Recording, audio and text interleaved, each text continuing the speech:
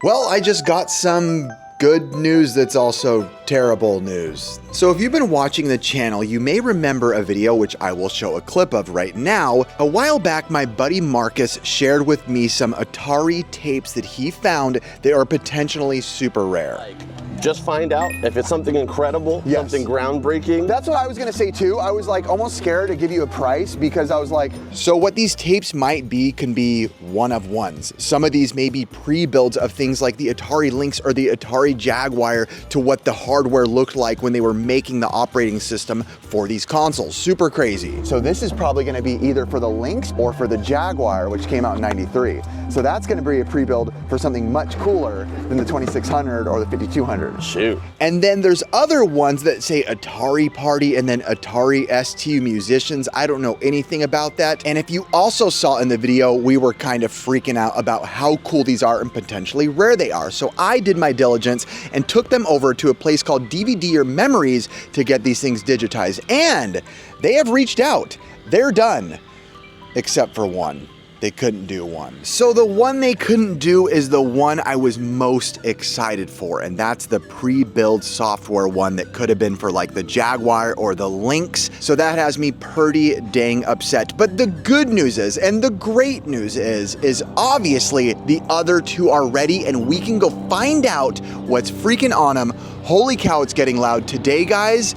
It's gonna keep getting more and more wild, trust me. Let's cut to the clip of me going to DVD or Memories to pick up these VHS tapes and then we'll go from there. It is a gorgeous day, and I will say this video is going to be taking some crazy twists and turns. So not only are we going to pick up with some of the most debatably rare Atari things we will find out right now in existence, but also my buddy Thomas just texted me as I was at the stop sign with an update on those sealed video games. Well, the sealed Zelda 2 and like the glossy sticker Mario games and Clue Land and all that. The games are done being prepped, which all that we will get into shortly. For now, we're here. How are you? Hello. Good, just picking up. Okay. I called earlier, they said that there was one they couldn't do. Oh. Apparently, yeah. Walking out with a success with a question mark, but also frick on a stick. Let me update you guys back at home shortly because there is so much to update you on. I'm freaking out. We can also check out the footage together. We can check out the footage together. I have an MP4 and all that. Stay tuned. I just got my smoothie and I genuinely was walking in the parking lot just now laughing to myself. Thomas just sent me the photos of the games after he restored them so that I can grade them through PSA. So I'm freaking out about that. And I'm waiting to go watch the footage with you guys of what's on those crazy rare Atari tapes. So I'm like low-key freaking out today. This is like the coolest day ever. I know I'm about to break my fast. 19.5-hour fast today. I'm very hungry. We're back at home and I know this video is gonna feel all over the place because there's so many exciting things happening at once. First of all, let's jump straight into the pictures. Thomas has sent me the pictures of the games that he has prepared, for me to grade. I cannot wait to see these. I will screen record so we can look at these together. He sent me the messages, I haven't responded. Let's look at these, I'm so freaking excited. I'm not sure how good I explained it, but in case it's your first time watching, a while back, I found some of these games at the swap meet from my buddy Dusty. Zelda 2 was sealed, and some of the other ones had like the glossy stickers on them, not sealed, but they can make them worth a lot of money, so I sent them to my buddy Thomas to get restored. Let's show a little clip of me finding them real quick in case it's your first time watching and you have no idea what I'm talking about. I think that there's just I'm gonna do it. I agreed with Dusty before that I would buy all this off him. That's a good Gyromite. Gyromite's great. Yeah, the Zelda one. That'll grade high too. The Zelda one is why I'm buying this. How much you want? Be real with me. Huh? 2,500? Yeah. All right, I'll do that. I'm happy enough with that. All right, y'all, let's look at this together. Thomas from Video Game Restoration. Let's see. Oh boy, oh boy. Oh, there's a lot of pictures. Okay, let's look at Mario Bros. Oh, dude. Oh, dude, yeah. Look at that crispiness. Oh my gosh, the before and after is wild. Look at how good it looks. Oh my gosh, that is amazing. That is amazing. Okay, what other pictures did I get? Ooh, okay, so I'm assuming this is the before, or maybe it is the after, I don't know. Let's see. Yeah, that's gotta be the before. That's tough. I don't know how good he can even fix that because he doesn't do any like illegal techniques. He has to make sure everything is by their standards and not deemed like, you know, I don't know what the word is, like modifying it, like using your own glues or adhesives, but let's see. Wow. Wow, wow, wow. Okay, that's impressive. Let me look at that side by side. Also, when you get into grading, like a lot of this stuff is so minuscule to our eyes, right? We're not looking at these things with the way the graders are looking at them with microscopes or whatever they use. That's all, the only pictures he sent me is those so far. Thomas, I want more. Oh, dude, look at this. I mean, look at that one right there. Watch, look at that lift. And then you go over. That is way better. I mean, this one's probably not gonna grade super high, but I know this one can be worth some pretty hefty dough. We'll just have to wait and see. Sorry, our counter is a little crowded. We just got back from our trip to Hawaii recently. So, okay. So apparently this one is good to go. This is Atari ST with graphics. This is one of the tapes that is good. I have the MP4 file of this, we'll watch this together. And then we also have, let's see, the other one that was good is Atari Party. Biggest of my concern is this. Maybe I'll call My Retro Life right now, Tyler, because I know he is the king of old footage. This is the one they couldn't do. Atari software pre-built from 1990. Son of a gun, what kind of tape is this? All right, y'all, I need your all's help. Ready? Anybody out there? Okay, so here's a big qualm I'm posing to myself if Tyler can't do this, a person that I know and trust. So I have this beautiful tape, right? It looks like it's a Sony DCM 200 19 millimeter. So if anybody out there has a way for this to be, you know, to be digitized or make it into MP4, please let me know. But here's the problem. By me throwing this out to the internet and saying, hey, anybody who knows how to do this can help me out, that's a huge problem, because if I don't know you, how do I know I can trust you with something like this, right? Let's just say it ends up being something crazy. Let's say it ends up being a completely different UI or interface for the Lynx or the Jaguar or startup screens or whatever it may be. How do I know that this person that I'm randomly sending it to isn't gonna take the tape and go, keep it?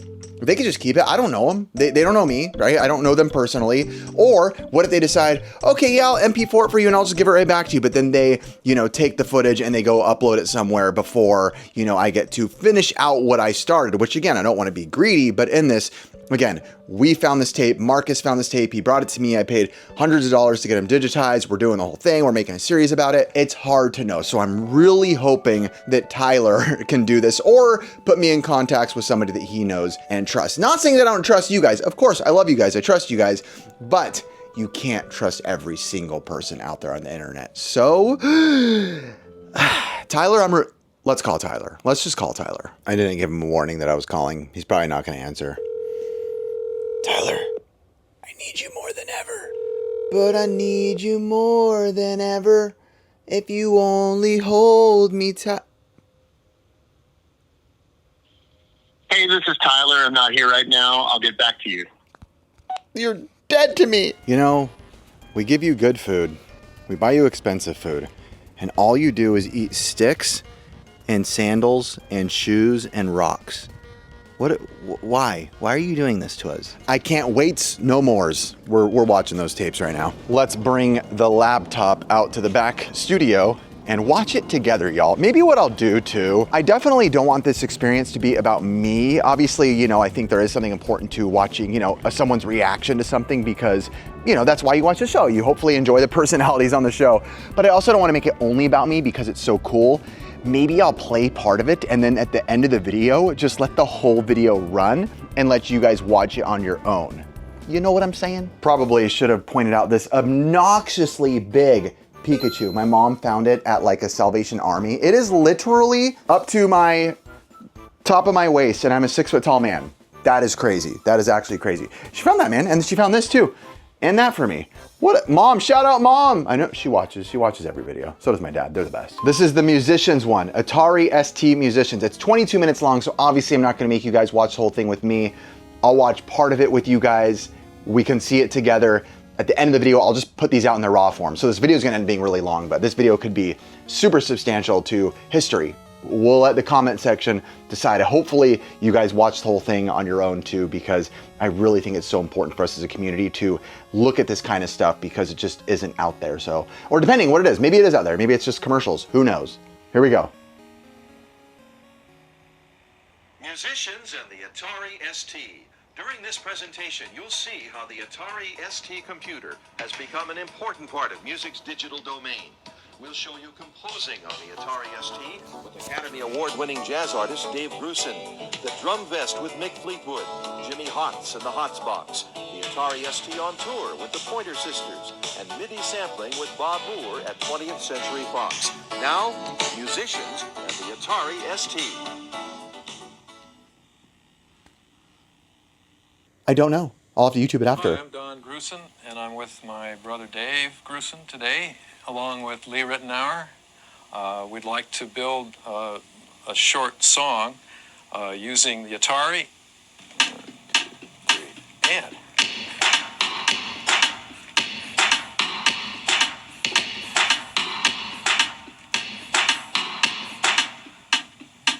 So there's 4 bars of heaven. So now what I thought I'd do is try to put this other pattern on and maybe not quantize it. So it's got a little more.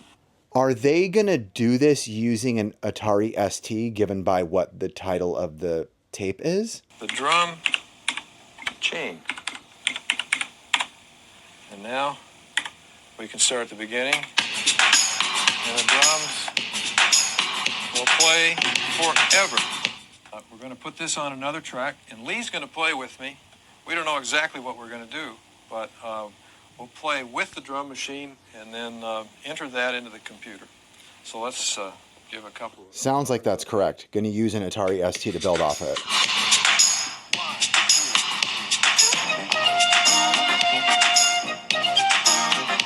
I mean, that beats fire.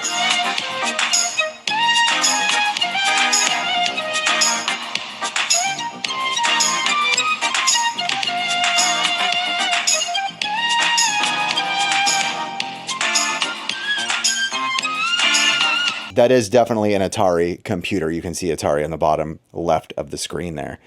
So are they just playing music through it, almost like a garage band? Or I'm curious if they're going to do anything within it. It's pretty fire sounding, I'm not going to lie. With pitch to voltage Here we systems, go. there is Here we go. a delay of 15 to 20 milliseconds. So Dave Grusin will probably correct that so I don't sound too far behind the beat. Let's see if this helps. We'll start even here, and then we'll back it off a little bit. See, this is where it's very interesting for me right here. Change it in tone. Okay, now we're going to advance it a little bit.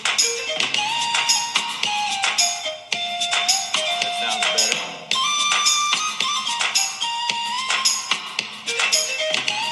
So now that track sounds locked to me. Let's turn the keyboard back on.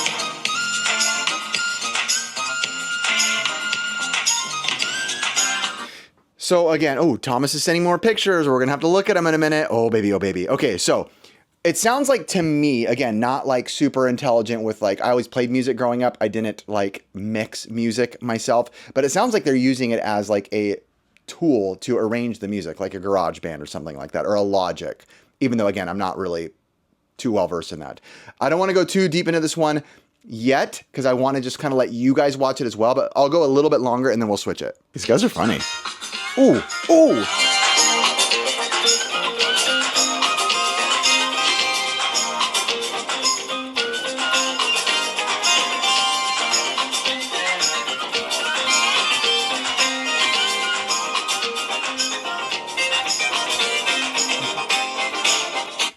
Freaking funky. That is funky, bro. I love that. Okay, we have to go on to the next tape now. Thomas is still sending a ton of pictures, guys. We're going to look at more pictures in a sec of my video game restoration project. Okay, next video. 2 minutes. What is this? Like a commercial?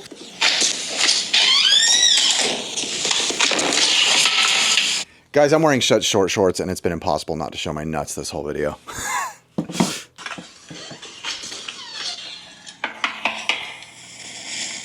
Wait, was that Julia White? Here goes. Hold on.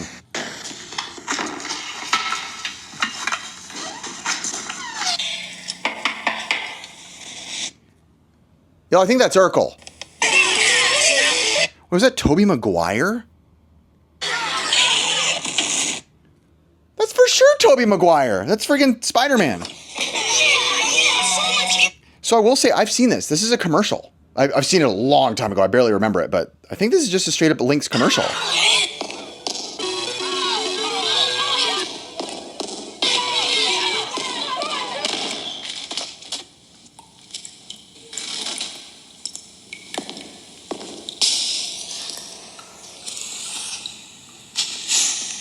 I've seen this. Introducing Lynx from Atari, the color video game you can get away with. Well, sometimes. So this makes me even want to see the pre-build software tape more, the one we couldn't get done, because this is showing Lynx. I was saying it would be Lynx or Jaguar, which would be amazing. But that's just a straight up commercial that went out to the public. Don't remember this commercial, but it looks awesome. It can play advanced games. The Atari 520 ST. Power without the price. Available at your local Federated Superstore. Federated, wow. All of the music, sounds, graphics, and animation in this production were produced using the Atari ST. Let me make this very clear too. When I play this at the end of the clip, you guys, like at the end of this video, after we go through everything, when I play these in their raw form, you'll hear the audio straight from. Right now you're hearing it from here because I'm recording myself and that at the same time from my phone.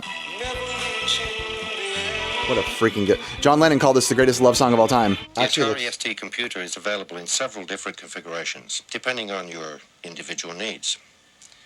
Each model can be used with either a color or high-res monochrome monitor. The entry-level unit is the 520 ST, which has a half meg of memory. Its big brother is the 1040 ST, which has a full meg of memory. The 1040 has been the most popular amongst musicians. Still larger is the Mega 2 ST, which contains 2 megs of memory. The Mega 2 has become increasingly popular as musicians are now making use of... Who did these go out to?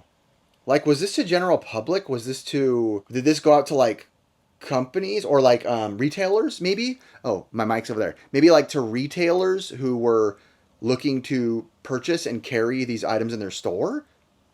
Music shops? A multiple program environment where 4 or more programs are loaded at the same time and are instantly accessible.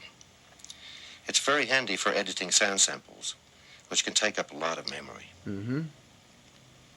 The largest model is the Mega 4 ST, which I'm sure you've caught on by now, has 4 megabytes of memory. And as you will soon see, is being used by the Hollywood studios for sound effect editing. The Mega 4 is also the best choice if you're planning to do lots of laser printing or desktop publishing. But the newest computer is the Stacy, Atari's portable laptop computer. Stacy runs all the same software as the other models, but comes in a smaller, more transportable package. I feel like I don't want to bore you guys with me watching it. When I watch things, I try not to talk over them because I want to consume all of it in its like rawest form. Maybe I'll call it there because truthfully, I kind of want to focus. I feel like when I'm watching it right now with you guys, I feel like I need to say stuff, but I don't want to need to say stuff. I want to like enjoy it in its fullest form. So I will just play the videos for you guys at the end, again, in its full rawest form. Please, the more information, the better. Where did this come from? If you can find it online, even if you can find it online, where did it come from? Why do we have the original tapes? Where did the original tapes come from? There's so much behind this that I want to unpack with all of you guys. But now we got to go look at those updated pictures from Thomas. I'll tell you what, guys, I don't think I could ever do that type of content like full time. I don't like sitting like in one place. I know podcasts are one thing, but I feel like I just need to move and say things, and that's the kind of content I want to consume without saying things. So let's go. Big question too on these games that I am getting cleaned up and prepped for grading. What are your guys' thoughts on grading overall? Like, do you like it? Do you hate it? There's such division within the grading community or anti-grading community, and always so much talk about everything that's going on in that world. I don't care one way or another. I just like to go to swap meets and have fun and dig for crap. That's how I like to do things. So it doesn't really affect me. Even I know some people say, oh, it does affect you, you don't realize. But as far as my day-to-day happiness, it doesn't affect me. So okay, let's look what Thomas sent. Let's check it out. Ooh, baby. Oh, baby, here we go. More to come, just takes forever to get pics. Okay, here we go. I'll throw it up right here. Yay, look, it's right there, I think. Okay, what do we have here? This is an ocarina. Oh yeah, look at the side. You can see a little fading. Ooh, even the cartridge has some scuff and markings, which again is in great condition otherwise. But when he gets in his paws on it, look at that. Oh yeah, dude. It's crazy how it's just so minuscule and things like we would never notice just even looking, right? If you sold this to someone, you'd be like, it's mint condition. But when you take the microscope to it, look at that. It's just completely different ball game once his hands get on there. So, and grading, when you're grading, again, whatever you think on grading, when you are grading, that stuff will matter. Every little point is points, quite literally. So these are actually Curtis is right here, the Zelda stuff. So I'm gonna not look at it too much because I wanna kind of save it for Curtis to see that as it happens. What I got, Clue Land right here. Oh yeah, just a beautiful, and I'm sure that one might be just like a pressing in some sort of hydro chamber or something, but that one still will definitely help the grade. That looks awesome. Clue Land, look at that sticker on there with the red crayon drawing stamp under it. That's tough. We'll see if he got it out though. Look at that edge, pretty bad. Not horrible, but ooh, all those scratches too. The backing, yeah. Wow, look at the sticker gone. You almost can't even see the red stamp. That's impressive. I am tickle me impressed. That looks way better too. And again, guys, when you're doing grading, these little things make such a big difference. Oh boy, I'm scared of this one. My link. Yeah, this is my link. It's funny how like when you look at it in person, you're like, it's mint, guys, it's gonna get a 10. And then when you look at it actually up close, it definitely had some problems. But guy, it actually looks pretty dang good on the after shots. Yeah, I mean, that's, you know, that's what it is right there.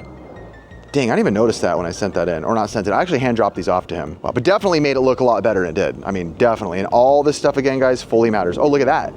Look at that, ready?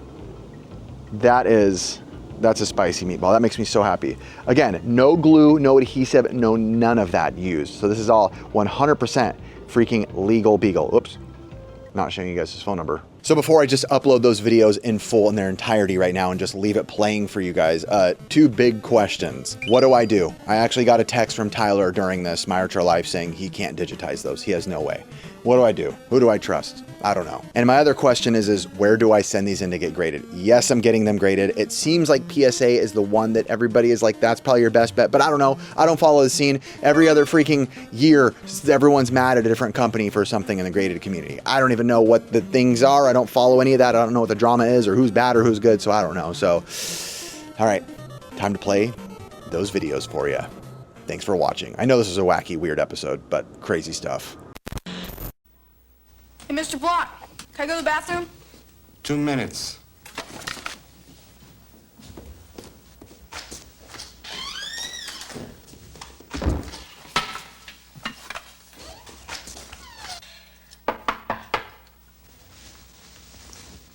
Here goes.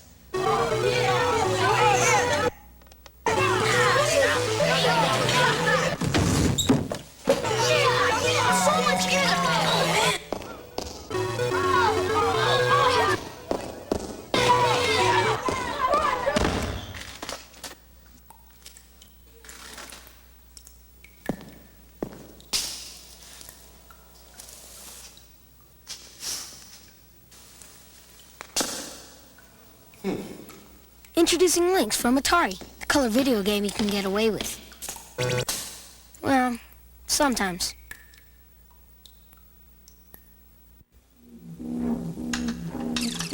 The Atari 520 ST has twice the power of many business computers.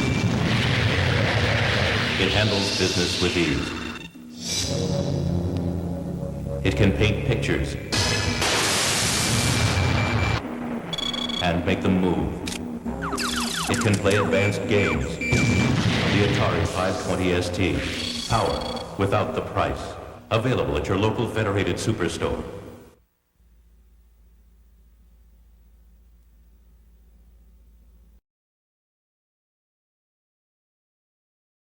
The Atari ST computer is available in several different configurations, depending on your individual needs. Each model can be used with either a color or high-res monochrome monitor. The entry-level unit is the 520 ST, which has a half meg of memory.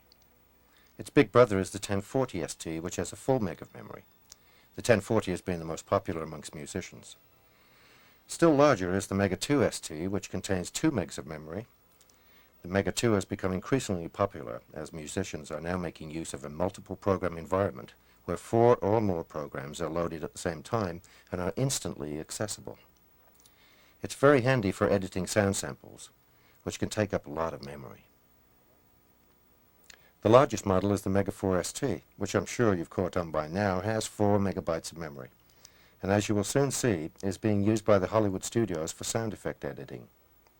The Mega 4 is also the best choice if you're planning to do lots of laser printing or desktop publishing.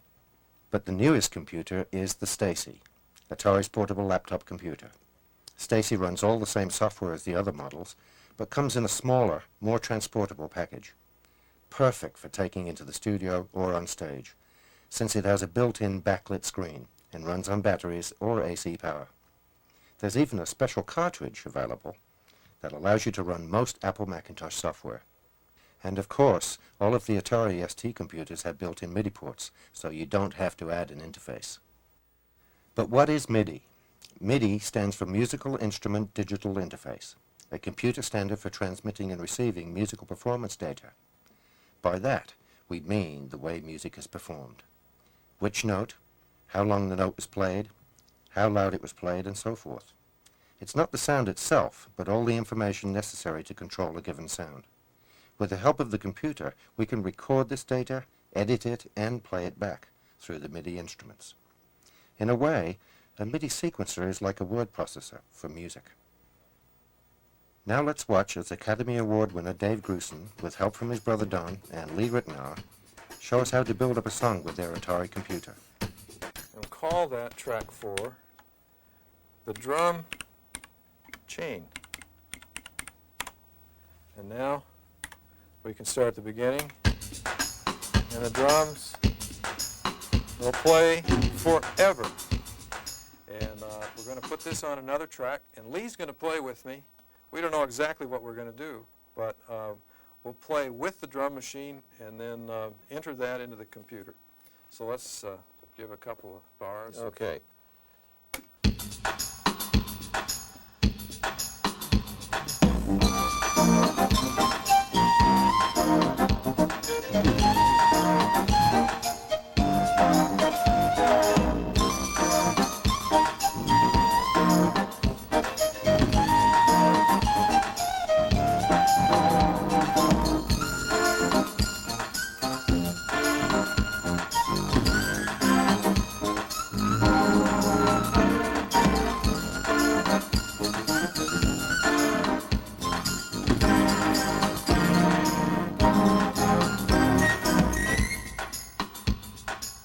Pitch to voltage systems, there is a delay of 15 to 20 milliseconds, so Dave Grusin will probably correct that so I don't sound too far behind the beat.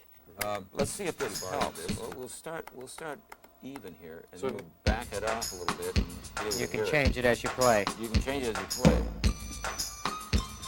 Okay, now we're going to advance it a little bit. That sounds better.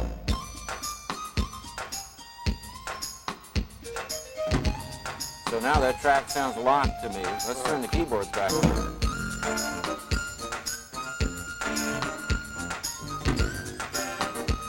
Got you to play right on, buddy. That feels pretty good, yeah. And you know what I think I'm going to do is play rhythm guitar. Cool. What a novel idea.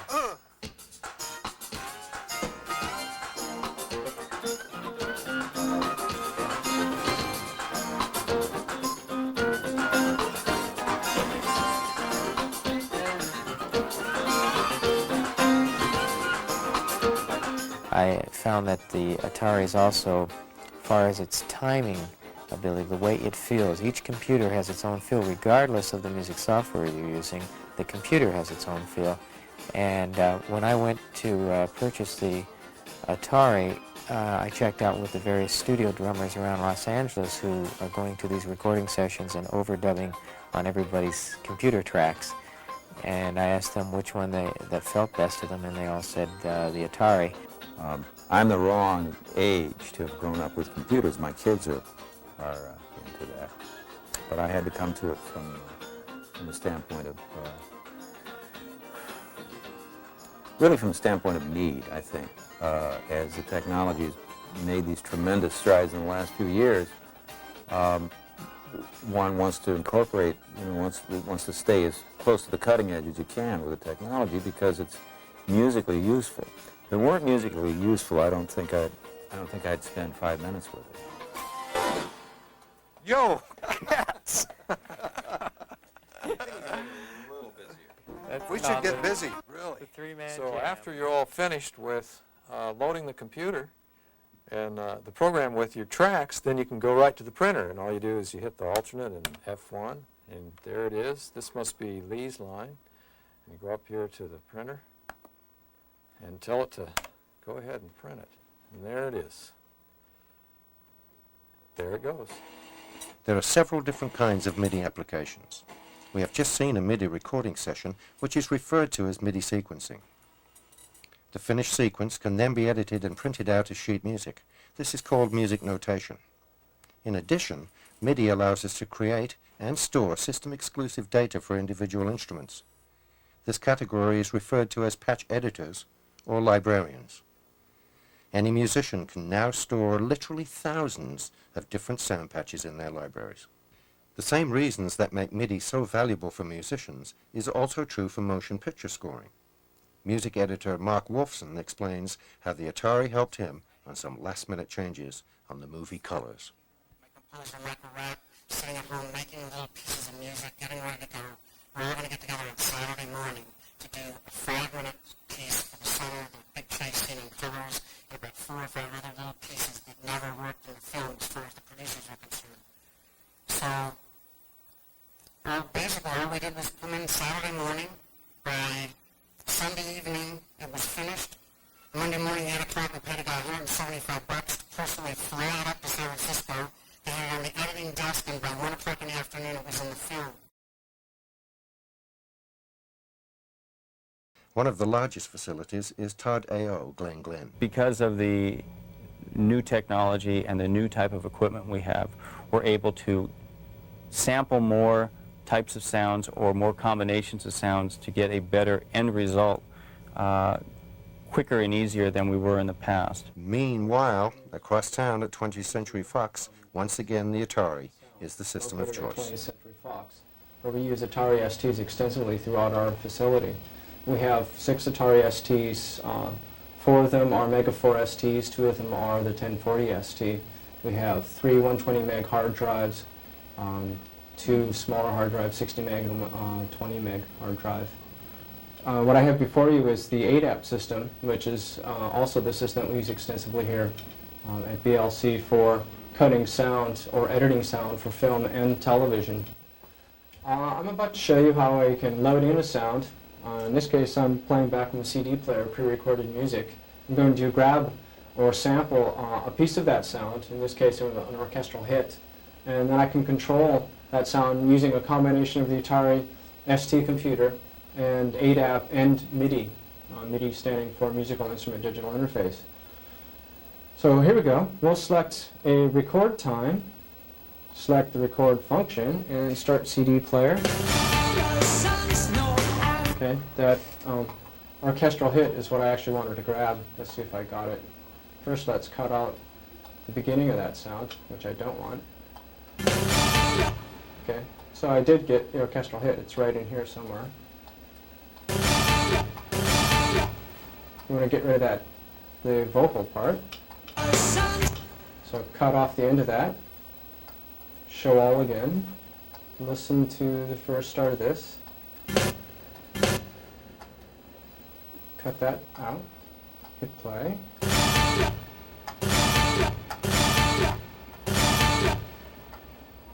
Try this again.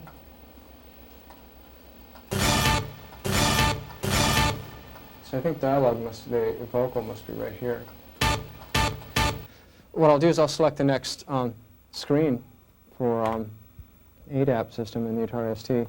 Select keyboard, which allows me to load in and map out sounds over a MIDI keyboard. The top of the screen is a keyboard map, and I can select where the sound will appear on the keyboard map. So what I've just done is I've just assigned this list of sounds to different positions across the MIDI keyboards, and then I can go to the MIDI keyboard and play those back live. So I have an assortment of sounds now.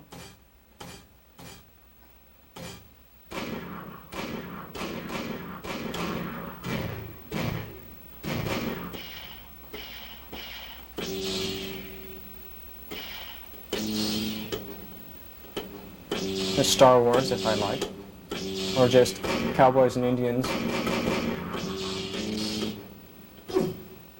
or hits, or helicopters, which I can control the landing or takeoff using the pitch wheel of the MIDI keyboard. Sound designer Scott Gershon was nominated for an Emmy for his work on Beauty and the Beast. After the first season of Beauty and the Beast, I was approached with a challenge to do a movie called Teeny Weenies, which later became Honey, I Shrunk the Kids. Diane, I got something real important to tell you. Are you trying to tell me the machine works? Do the kids know? Well, yeah, the kids know. That's great. It's not that great. Why? I shrunk the kids, and the Thompson kids too. They're about this big. Threw them out with the trash. What? They're in the backyard. Walt Disney Pictures presents The Last Frontier. One of the things the director asked for was for us to have the bees come out of the mother calling for Nick and Amy.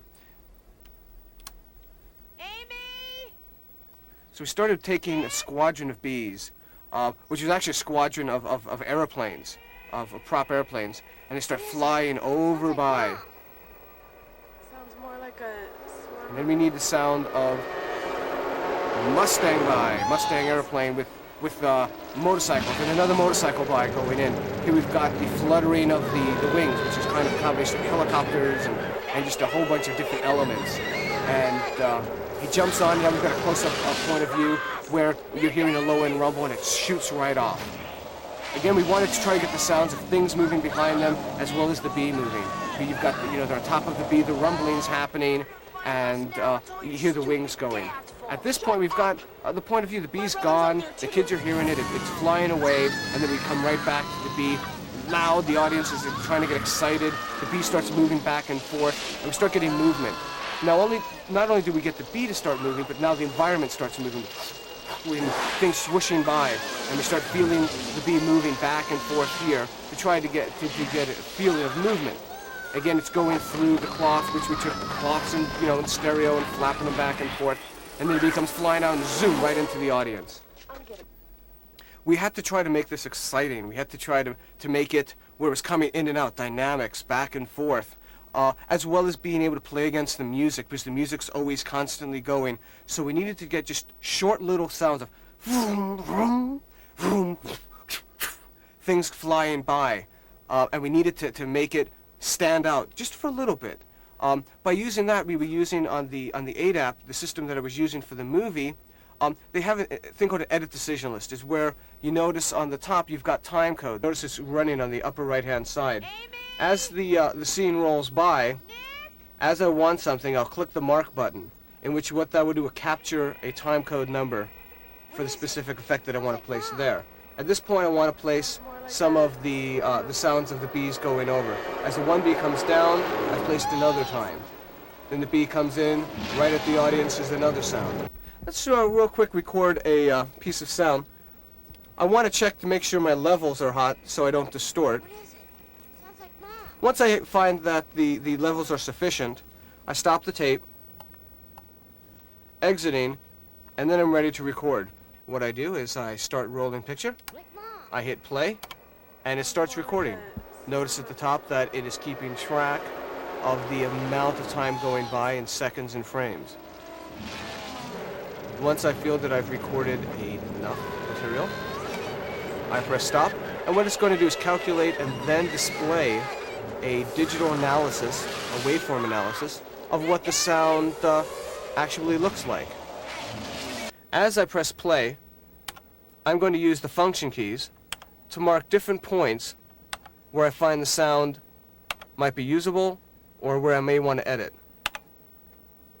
Then I hit return. What it's going to do at this point is start displaying the different function keys, at which points I mark them using on the computer. I can zoom in on a specific section of sound. Let's say there's a pop in there I want to get rid of, or just a sound that I want to keep and get rid of the rest. I can zoom in to get a closer look at what I'm actually doing. At the same time, by hitting Shift-P, I can play just that portion of sound and find out if that's exactly what I want to use or whether I want to get rid of it. I've started using the Atari computer in many different other ways. We've actually right now have two stations within this room where my assistant's on one and I'm on the other, and we interact all the time. Me cutting, him databasing the new stuff that we just recorded the day previous. In this way, the computers have just sped things up, but not only speeding it up just because you want it faster, but giving us more time to be creative. Without a doubt, the Atari ST has the best collection of MIDI software. Professionals have a choice of over 30 different sequencer programs, over 100 sound patch librarians, and dozens of music notation programs which offer both dot metrics or high-quality laser printer output. Teachers and students are pleased to find a wide selection of innovative music education packages that cover everything from ear training to music theory. For the beginning music hobbyist, there are even low-cost entry-level sequencers and notation programs that show just how easy and fun MIDI really can be. But what if a person doesn't play keyboards? Atari has joined forces with inventor and producer Jimmy Hotz to make a revolutionary new instrument that everyone can enjoy. Mick Fleetwood explains how the project came about. I'm not a technical player, so my whole thought process is really not orientated that way. So for something to become attractive, which basically it has, in terms of using the technology which Jimmy introduced me to, quite honestly, that has been something which to me has not existed before. You know, it wasn't available. I didn't feel it was available, and I didn't feel that I could express myself, in actual fact, through it.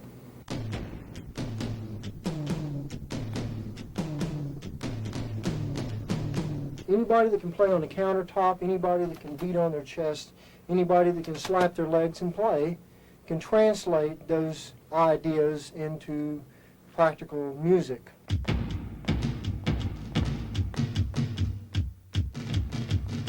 The joy of this, in all seriousness, as a player, is the fact that it is really sensitive, and pads in general, which this is not one of the pads in general, don't do this, which is like this.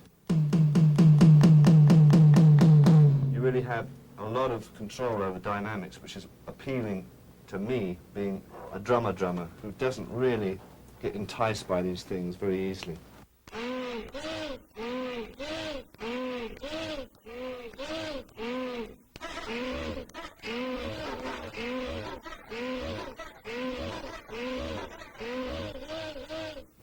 This converts the force-sensing resistor information into a variety of voltages which feed a MIDI converter.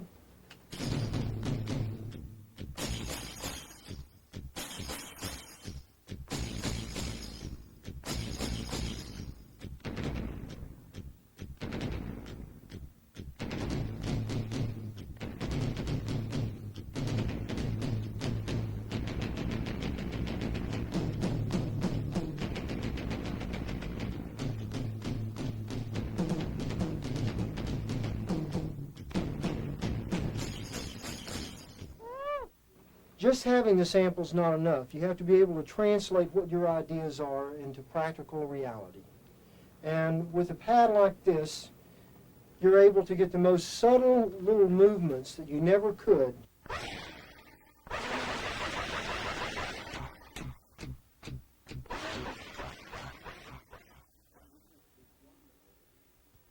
Wouldn't it be wonderful if someone, or you, could come up with an instrument, it was one of those late nights,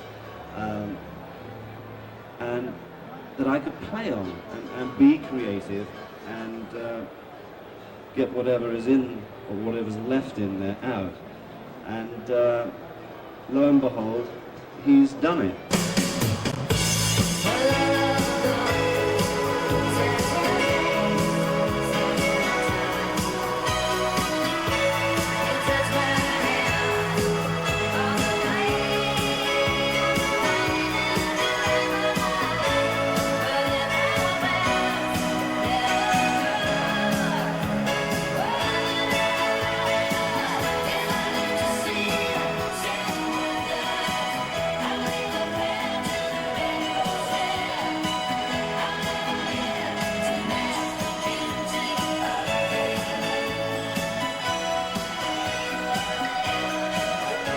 This instrument is literally a dream come true for me, because it opens up the door to be creative for myself example, the years of sitting in the back of the studio with Fleetwood Mac, having ideas but not being able to project them on an instrument. On this, I'll be able to do it. So. The Atari Corporation took on the HUD's keyboard technology because it represents a totally new way for people to perform, either by accompanying pre-recorded music or to create their own. Now, guitarists and drummers can find a more effective way to express themselves. But even more surprisingly, so can the average person with musical ideas, but little or no playing experience. Atari took an early stand in the field of MIDI because Atari feels that everyone has the right to affordable technology. And the musicians have responded. I can't work without it anymore. It's become an integral part of the records that I do, the movies that we work on. I don't like to be bogged down by technical things that take you away from music. So I found the Atari very easy to work with, so that was real important to me. I've used the sequencing in a lot of live shows with George Benson. I'm currently doing the Tom Scott band with Pat Sajak, and myself and Tim Landers are both avid Atari users. We've brought them down to the show. We went in, they striped the tape with SMPTE, and I asked the engineer, I said, well, what start time do you want me to use? He said, da-da-da-da-da-da, and I said, quarter-inch plug, plugged me in the SMPTE track, and we were locked up, and he sat there at the board, and he was like in awe. He says, boy, it usually takes us 3 to 4 hours using the other computer. It's also a great way to demonstrate what I've done to a director who seldom gets a chance to hear the final score or hear what the final score is going to be until he spends a lot of money on a scoring stage with a lot of people. This way it just eliminates a lot of surprises and makes sure everybody's in creative sync, and it's been invaluable for me, and I expect it to continue being invaluable. Are you excited now? I'm going to introduce some wonderful people that are working with us. First of all, our pianist and our synthesizer player, and I don't know what the hell he's got over here. Ladies and gentlemen, Mr. Mark Ritter. In performance, we use the sequencer mostly for sequencing things up. We sync them with the drum machines, and to play parts that we can't normally play by hand because there's too many keyboard parts. So we sync all those things up. In the studio, we use the sequencer mostly for SMPTE to sync with film or with video, and it makes it a lot easier for us to do certain projects. And on some more synthesizers, we got some more synthesizers. Greg Welcher, ladies and gentlemen. The Macintosh requires that you convert SMPTE to either MIDI timecode or song position pointer and send it to the computer. And if you're doing any sort of tempo mapping at all, any time changes of any sort, you have to instruct the intermediary box what you're doing ahead of time, and it just takes so long, and you waste so much time and so much of everybody's energy. By the time you get down to producing music, you're really drained and you're void of ideas. So we ended up bringing the Atari in and finishing the project, and what we accomplished in the last half was like 4 to 5 times the amount of material that we had accomplished in the first portion of the recording. And since that point on, I was sold.